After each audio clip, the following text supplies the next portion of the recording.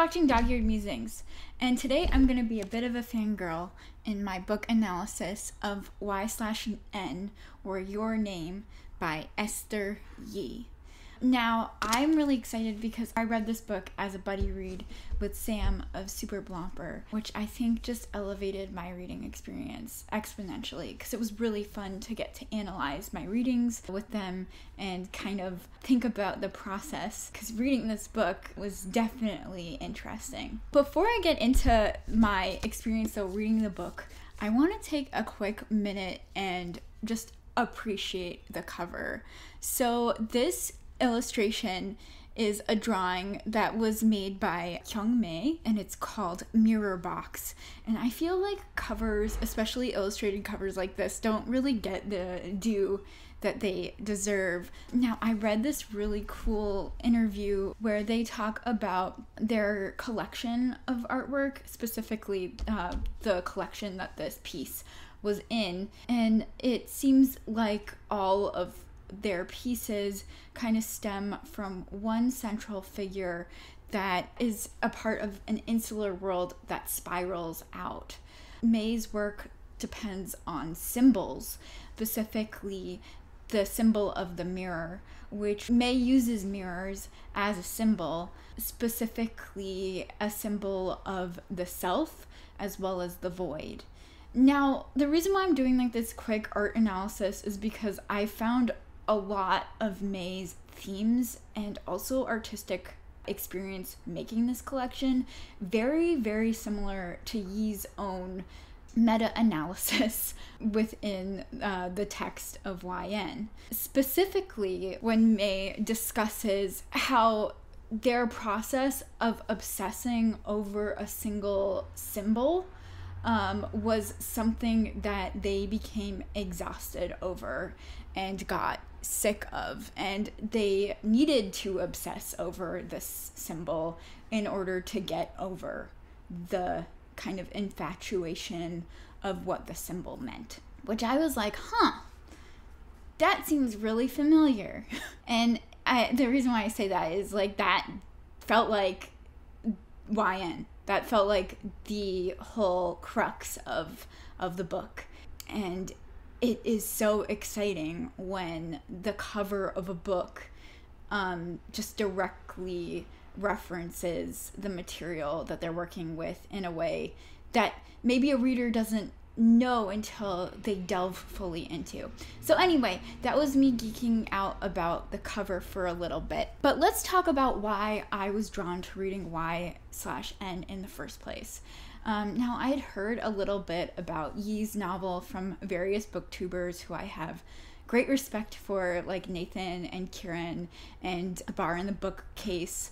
So many people have talked about this book, and when I heard that it was an exploration on parasocial relationships and K-pop and just fandom culture, my heart was like, oh yes, I need to read this because I have something to admit. You may not know this about me, but I am a Tumblr girly, or I was a Tumblr girly, and I hate saying that I was a Tumblr girly, but that is the fact of the matter. Now, I was a part of Tumblr during the Rookie era, so Tavi Gavinson was kind of my role model, and I wanted to be like her. I wanted to write for Style Rookie. I took so many photo shoots, and I thought that I was fashion. And I think as time went on, my obsession for Gavinson kind of waned. I grew up as she did, and I became obsessed over other things. But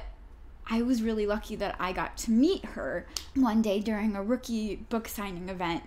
And I luckily did not have an experience that the main character has, where their soul is crushed in meeting their celebrity idol. In fact, I was really it was really awesome to meet Tavi. And she complimented my outfit, which was like, I didn't realize that was my goal in life, but when she said that my outfit was awesome, I think my soul grew like the Grinch's heart like 10 times. And I still have that outfit, even though that was like 6 years ago at least. when I met her, and every time I wear that outfit, I'm like, Tavi Gavinson liked this outfit. So that's all to say that I am very much affected by this subject material, because I have had many celebrities who I have obsessed and currently obsess about. I was just drawn to the idea of this woman, this unnamed narrator, and her journey. So let's talk a little bit about who Esther Yi is. So who is Esther Yi? Esther Yi is a pop culture reporter and critic, which I thought was really interesting because I think that she uses a lot of those references in the writing that she does, whether that's intentional or not, which we can go into a little bit later. Her interviews are really interesting because she very much denies that this book is a meta-criticism on celebrity culture or parasocial relationships, even though that is kind of like the main crux of where readers kind of pick up their interest of the book. Yi says that her kind of inspiration for this book was simply talking about a woman and her obsession with another character and just how that obsession spirals out of control. In her own words, thought of this book just as an idea on the bus, a woman being obsessed with a K-pop star and how it was just a blissfully stupid idea.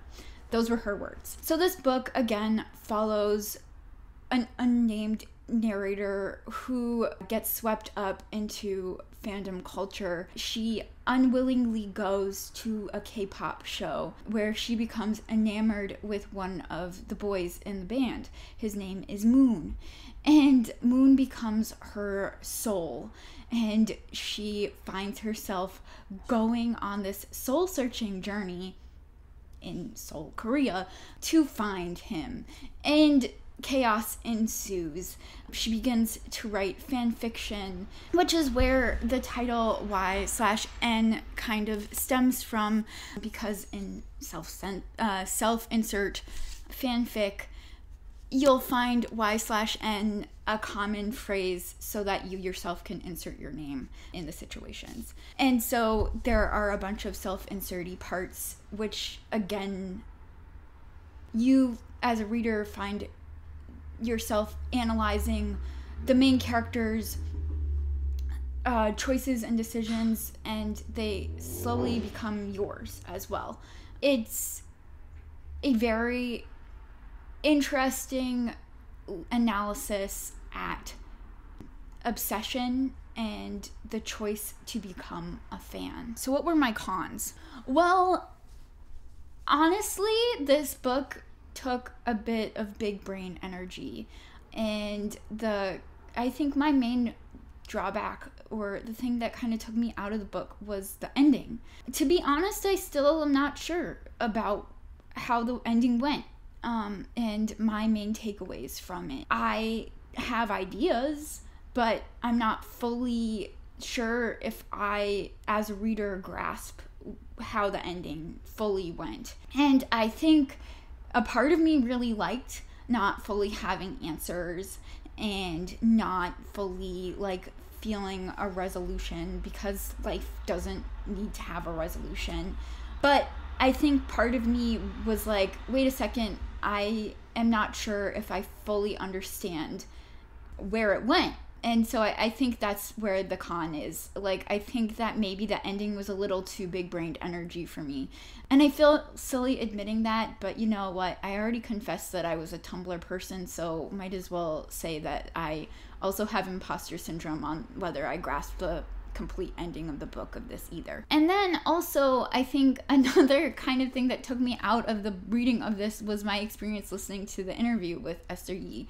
Now, I thought the interview was super interesting, and I thought that it was also really interesting that Yi doesn't think of this book as a meta-criticism of pop culture or of parasocial relationships or a deep analysis into K-pop or just celebrity culture in general. I thought that that was a really interesting takeaway, and I kind of ended up making a headcanon of my own where I was like, Esther Yi is just trolling us. She's trolling us with the ending. She's trolling us with these interviews. I kind of created a fanfic of my own in that, like, I think that Esther Yi is just trolling us and that this is completely her full, like, social experiment of wanting people to create their own scenarios and their own meta-analysis of how pop culture affects them.